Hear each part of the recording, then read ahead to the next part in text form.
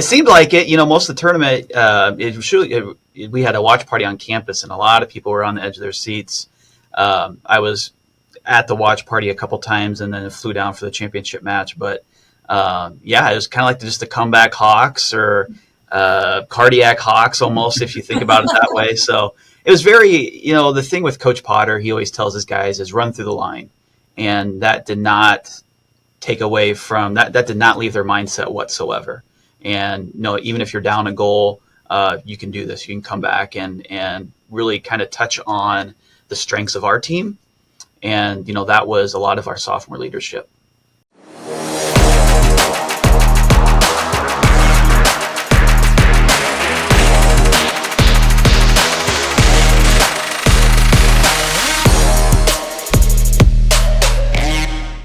Hello and welcome to Building a Champion. Today we are diving into one of the most exciting soccer stories of the year. Northeast Community College just captured their first ever NJCAA Division II championship in a game that had everything. We're talking early drama, a comeback, and a thrilling finish. This is how champions are made, and we have got the perfect guest to break it all down with us.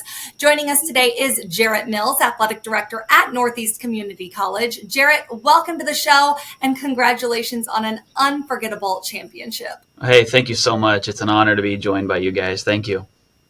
We are happy to have you. Let's dive straight into that action. Neosho County struck first, taking that 1-0 lead just 11 minutes into the game. But as they did all tournament, your Hawks bounced back quickly to equalize. What was going through your mind during those opening moments?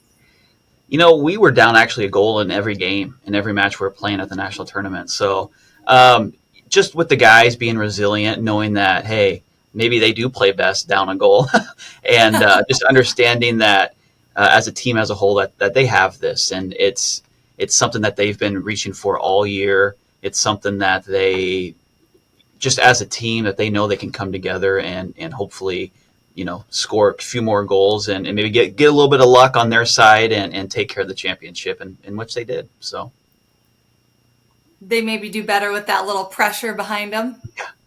It seemed like it. Most of the tournament, we had a watch party on campus, and a lot of people were on the edge of their seats. I was at the watch party a couple times, and then flew down for the championship match. But it was kind of like just the comeback Hawks or cardiac Hawks almost, if you think about it that way. So it was very, the thing with Coach Potter, he always tells his guys is run through the line, and that did not take away from that. That did not leave their mindset whatsoever. And even if you're down a goal, you can do this. You can come back and really kind of touch on the strengths of our team. And, that was a lot of our sophomore leadership. Outstanding. Well, obviously you mentioned it, being the cardiac Hawks. Second half of that game, Alexander Pedersen comes in, puts in the back of the net to put you up. You stated you were at the game. You flew down for that. What was the remaining minutes of the game like? What was your reaction? And were you able to communicate back with the watch party back on campus? Tell us a little bit about that. Yeah, just the first half I was in the stands. Our women's soccer coach actually made a surprise visit to the men's to watch the men's championship, and that really kind of gave everybody a bright look on their face. Like, wow, Coach Miller is here, because they all, they travel together throughout the year, and they're all pretty close together. And so, but the second half, I did stay on the sidelines, and it was a little emotional. Watching those guys from when they first get to campus in August, when they're not used to the Nebraska humidity and heat and practicing through it. And then, you're down there wearing big jackets and parkas and stuff like that. So it's watching it on the sidelines was kind of surreal. And it was a great stadium. Huntsville did a great job at hosting this national tournament. And if you watch the end of the game, all of our guys, they just kind of drop, and that, to me, that signified like they ran through the line. They did it. And you could tell just in their faces, and nobody throughout the whole year, there was no complaint about playing time. They were all just one group with one mission, and that was to truly run through the line. And then, just able to celebrate with our people back on campus. That was our first ever national championship in NJCAA history. And so when those guys arrived back on campus, there was a whole group of people out front of our Cox Activity Center welcoming them home. And then we had about 2 hours later, we had a post-match celebration, if you will, back on campus. And it was standing room only. And every sophomore got to speak. The coach got to speak, president, vice president. We've had great, even our community folks that showed up. We have really great representation in our community, from the high school coach to just some of our corporate sponsors even showed up. And so I'm really glad that they kind of felt a sense of pride with our team as well, from our administration to our faculty, staff, and even, I call it two different things. We have our campus community, and then we have our Norfolk community. And I feel like winning this kind of really solidified both. I love that. The team dominated in shots, 21 to Neosho's 14, held firm defensively in the final 26 minutes to seal that win. What stood out to you most about the way that they played that championship match?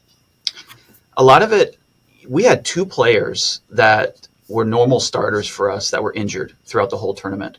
And so we had to have somebody, especially two freshmen, really step up and play in those roles. And they did. If you watch some of the games before that, Marius Elmos, he put in a couple free kicks from his left foot. He was the left-footed kicker. And, he was one who kind of played sparingly throughout the year, but in the big time, he stepped up and made those goals. I believe he was actually MVP of the tournament.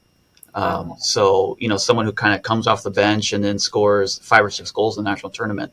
But, kind of alluding back to this last kind of 16 minutes, it was our goalkeeper really made a lot of great saves and really just directed the rest of the team on the field.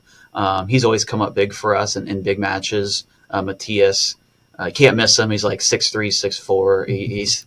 He's out there, and you can tell he really led the group and just kind of, they just play so well together as one.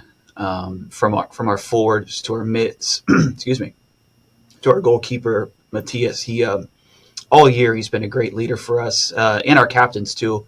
Edouard Nice, who was a National Player of the Year, Matthias, and then even people like Billy Bradley, Luca Rosen, Alexander Pedersen.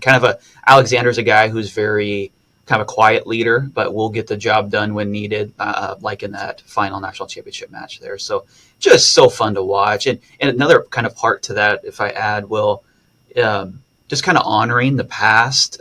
Coach Potter has only been here for 3 years. Right. And, kind of shifting a culture. He kind of had this plan of taking our men's soccer, because prior to the 3 years, our men's soccer team and women's was coached by Coach Miller, who's our women's coach. So he had 2 teams under one coach.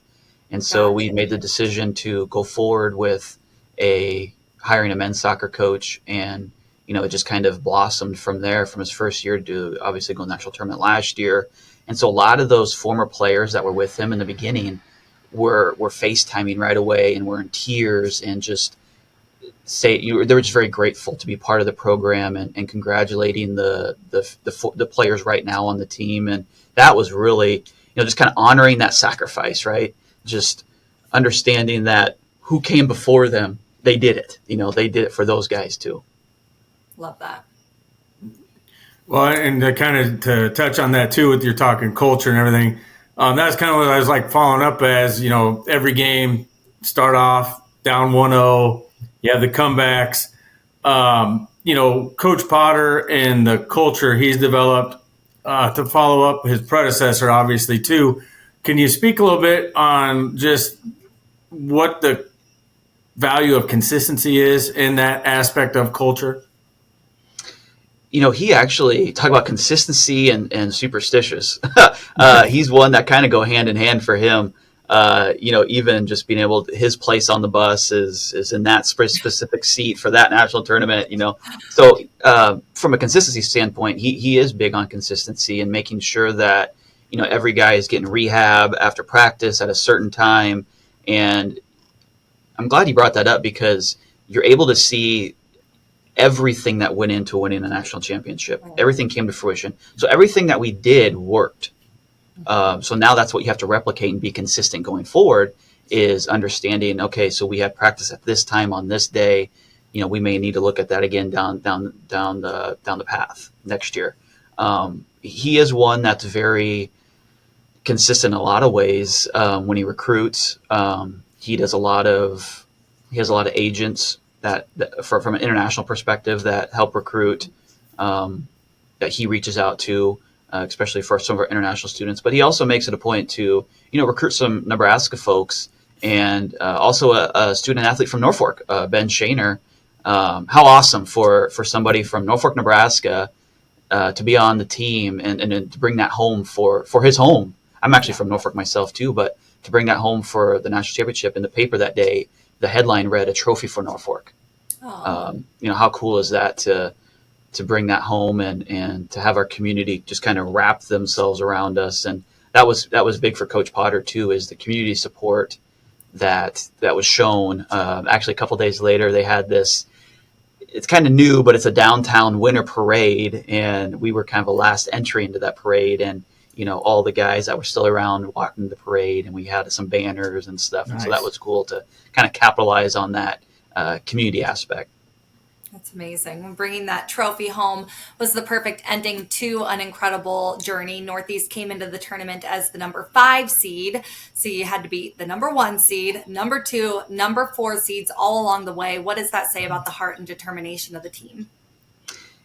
Just being able to run through the line. They know whatever seed we got that day when it came out to be selection time, we could have probably got either 2, 3, 4, or 5.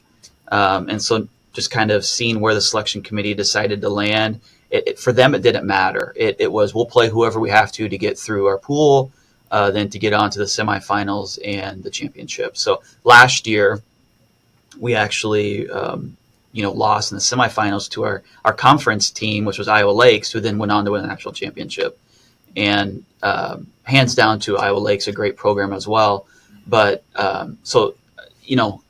knowing that they had more to, there was more to get, especially for those freshmen who are now sophomores this year, was, okay, we're that close. Can we get even closer, this season? And that they were willing to do that. And it took a lot, but they knew, especially from an academic perspective, being in school, all the way to having to travel and go to these matches, it was a big deal for them. So the finish line, they were able to cross the finish line. And there was Coach Potter in the preseason actually does what's called a yo-yo test, and everybody has to pass it in order to practice.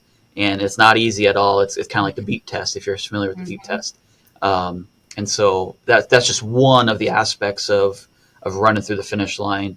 And now we're able to bring everybody in together, practice as one, and because everything starts so early, we have games that start before school even starts. Right. So they're already going from practice perspectives, playing exhibition games to playing actual matches, and then hopefully finishing up. And it makes for a great Thanksgiving break if you have the national tournament and you go right to Thanksgiving, and it all worked out well. Love that. Well, Jerrett, with this national championship, Northeast has officially arrived on the national stage. You kind of touched on this briefly, but how do you guys plan to build on the success and keep the program competing at such a high level? I think Coach Potter kind of has the outline and knows, like I said, kind of what it takes. It's success in the classroom. I firmly believe that if you do well in the classroom, you're going to do well on the pitch, and vice versa. The pitch, the court, you name it, the diamond, all of it. That correlates so well.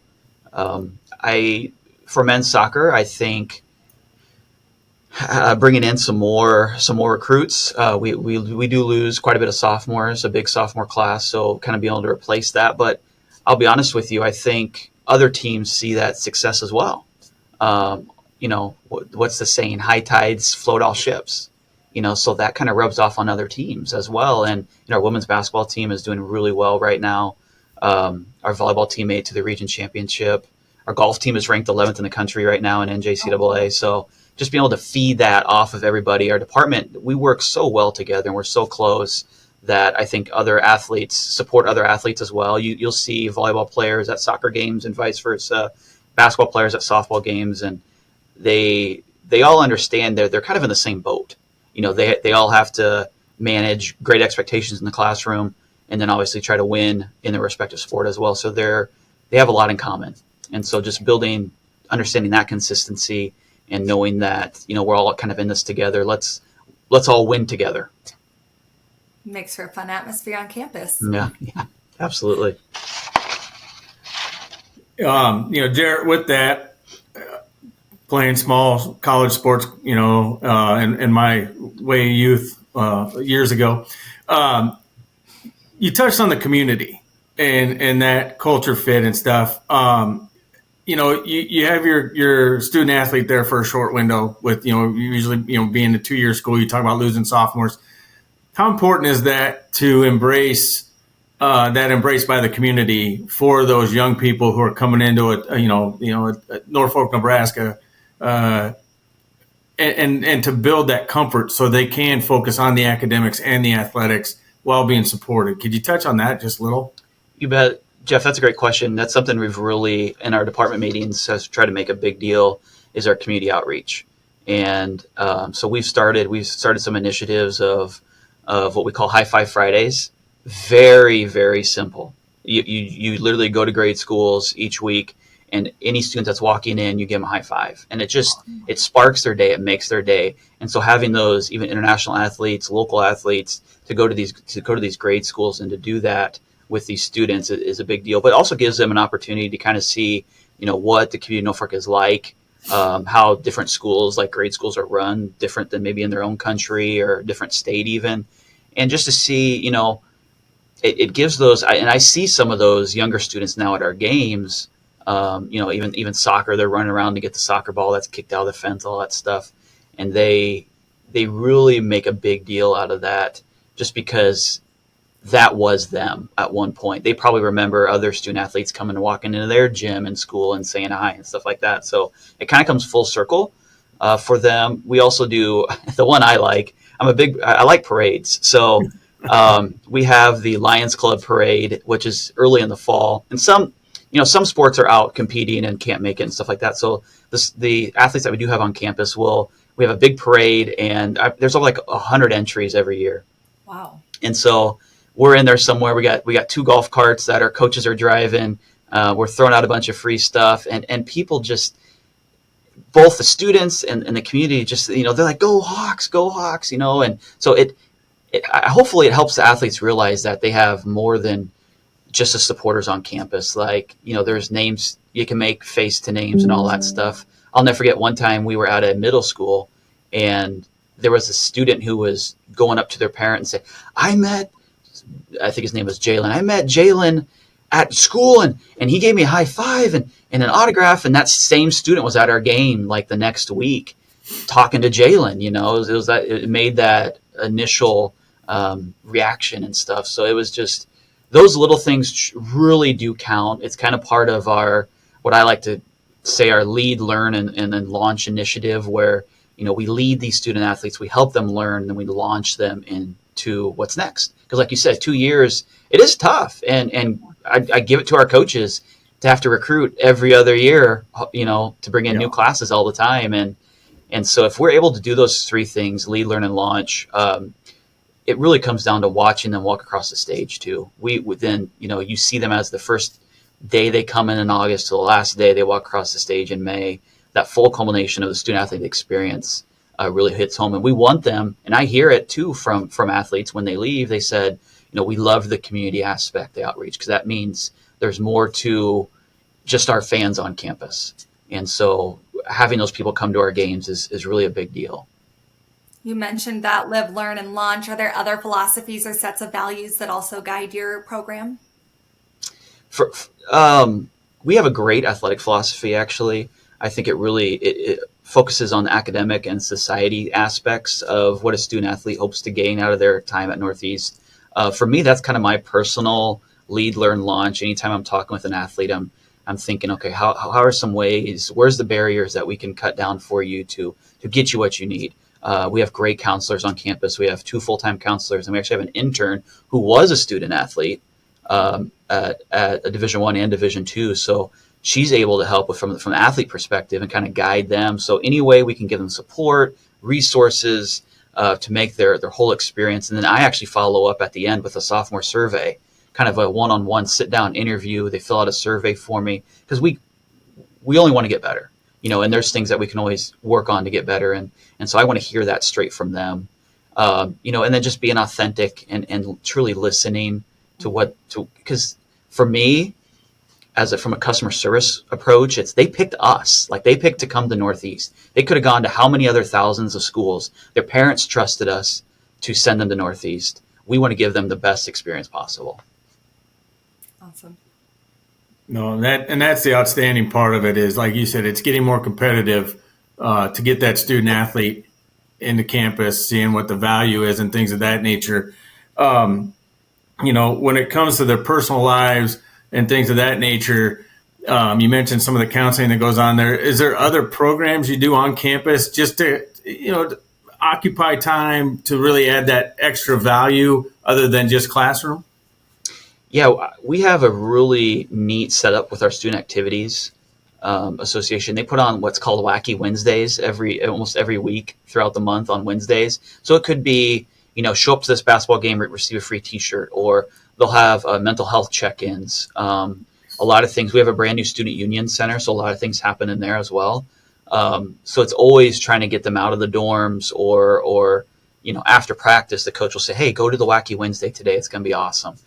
Any event that they can get to. We used to have it was almost like a rodeo on campus. They brought in a mechanical bull and all those things, So just to, especially to interact with other students too, because if a student athlete is able to reach, another student, what does it say? Every student athlete to 3 students comes out of the dorms and comes to their games. So if you can do that, I mean, you can fill up a gym pretty quickly with a great crowd.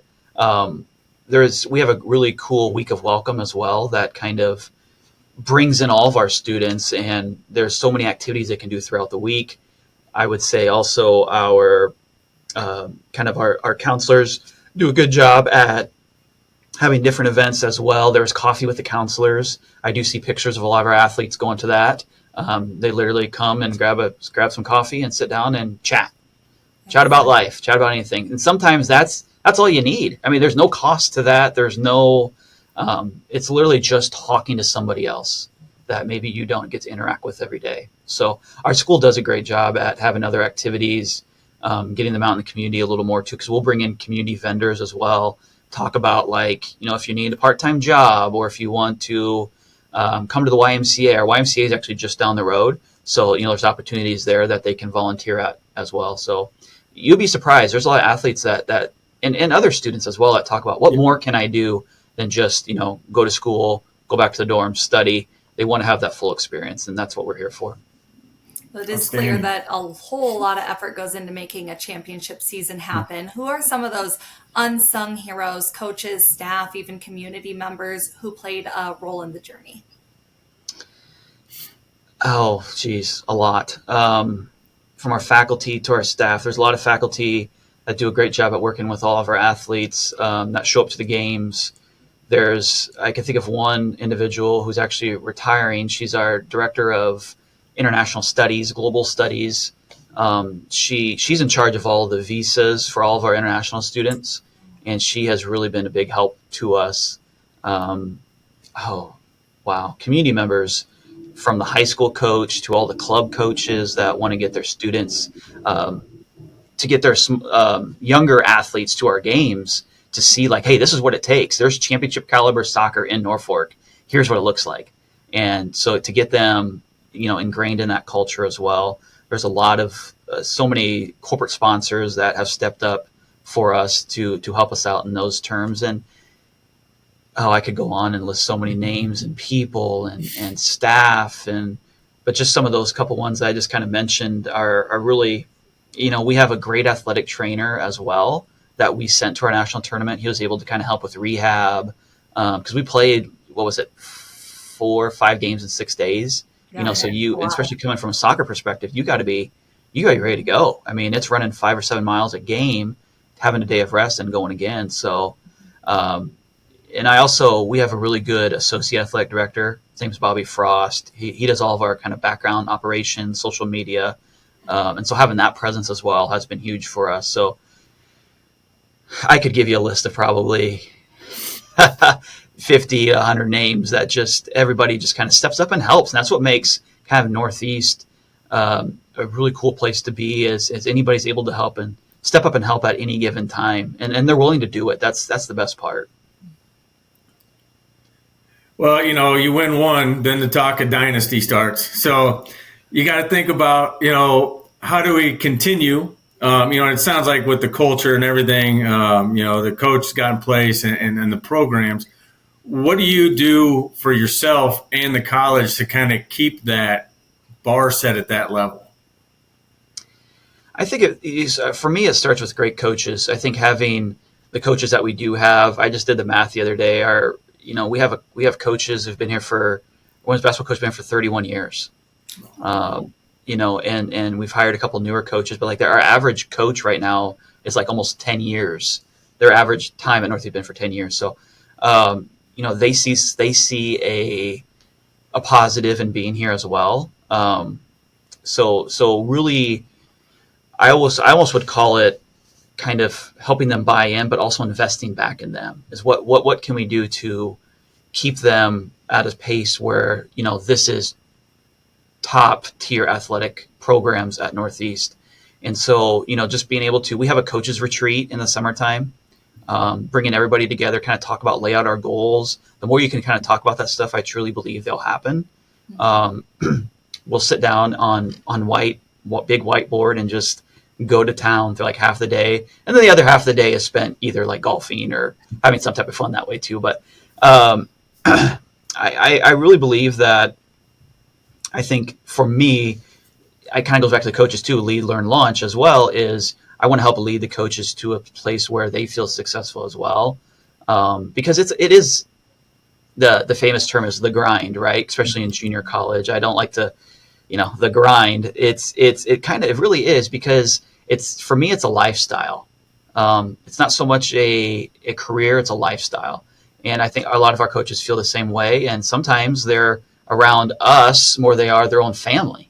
And so being able to kind of help them, there's ups and downs every week, every month. So we kind of have to ride that ship together and kind of help lift each other up as well. So I think just being able to give them more leadership resources as well throughout their time, we really try to do a good job at that. That could be sending them to conventions, having some coaches come, like a career coach, come on campus and kind of talk and help them, guide them through that process. And we actually, one other item to this is we've really done a good job at having, it's called Heart of a Leader. It's Heart of a Leader training. I've gone through it myself, and it is a full immersive 2 days. Sometimes we do it with our teams as well, if we need to bring people together.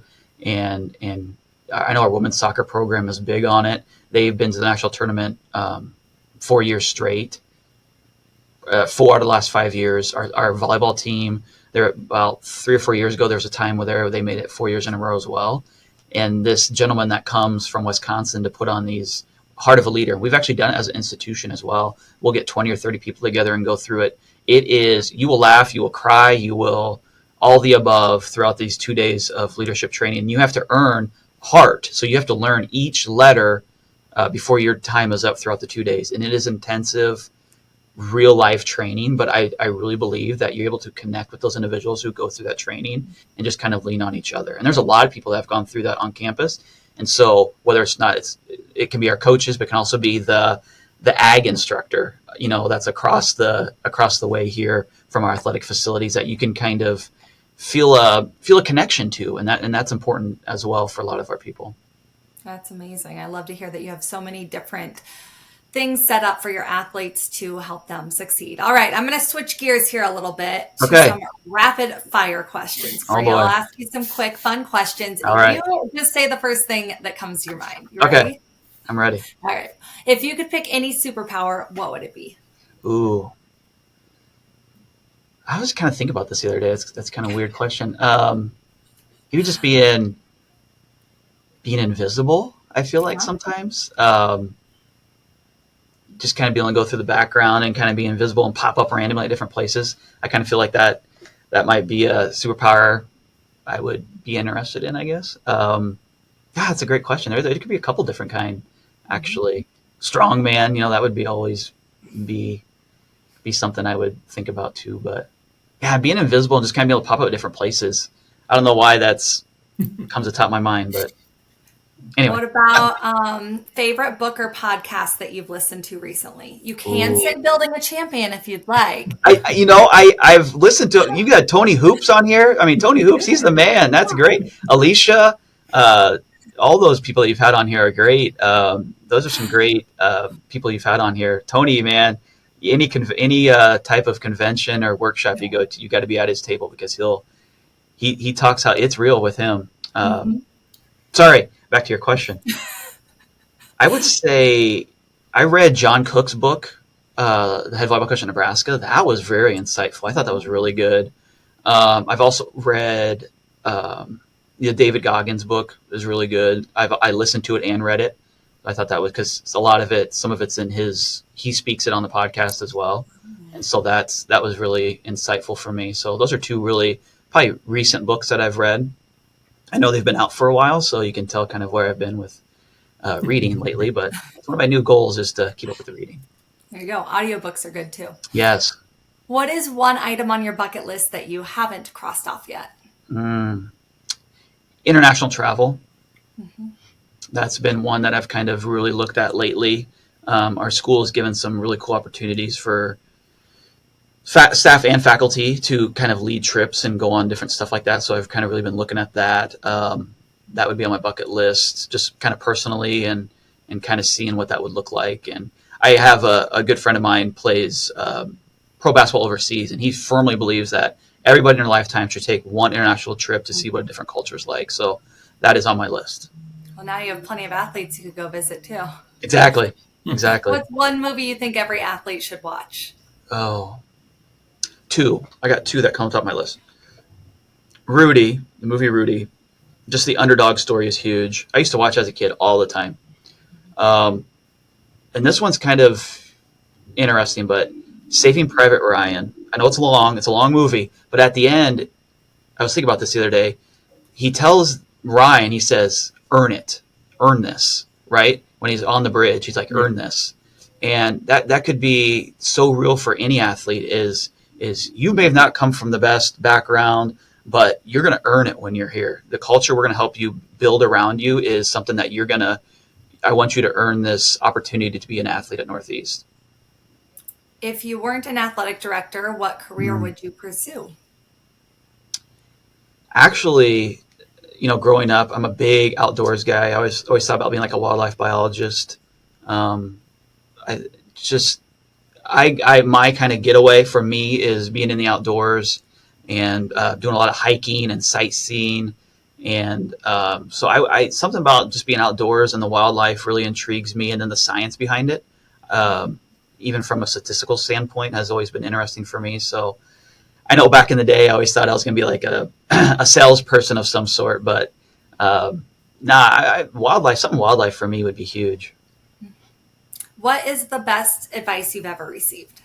Dang. Oh, there's been a lot, actually. But to keep it simple, be authentic. Like, truly be yourself. Listen. Do way more listening than talking. I have one-on-one meetings bi-weekly with our coaches, and I literally just sit and listen. But for me, it's always kind of been just growing up is just be your authentic self. And that will get you a long way in life if you're real with people, because people can see through it.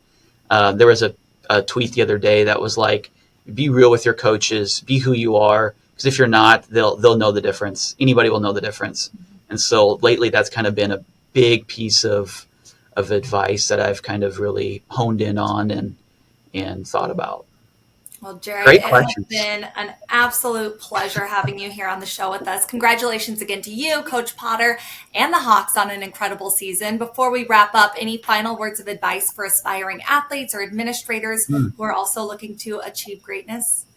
Absolutely. Don't be afraid to honestly sign up for anything, even if it means little to no pay. Like, don't be afraid to do the groundwork, the behind the scenes work, because it will come to fruition someday. No matter what it is, again, be authentic. earn respect is big for me. I can think of so many internships that I've heard about or I've been a part of that set people up from the connections that they've made. Just a quick story. I was an intern at the NCAA Elite Eight in Sioux Falls, and literally all I did was like ran paper and notes to SIDs and any coach that wanted them. But the people that I met was like Jay Hildebrands. He's one of the top ADs now at USC. So it's the connections that you're able to, that you see. And even if it means, I had to stay like in my best friend's parents' basement and he wasn't even there, but that's what it took. So people need to understand that, sometimes it may not be all sunshine and rainbows, but if you're willing to do it, it will get you very far. Well, Jerrett, thanks again for sharing everything about your championship culture, your championship season. Congratulations again on putting Norfolk on the national championship map. And, we're looking for things to come, and we'll be watching. That's awesome. Thank you guys so much. I really appreciate it. That is going to do it for this episode of Building a Champion. A big thanks to Jerrett Mills for joining us and sharing Northeast's incredible championship journey. Don't forget to subscribe, leave a review, and share this episode with your fellow sports fans. Until next time, keep building champions on and off the field.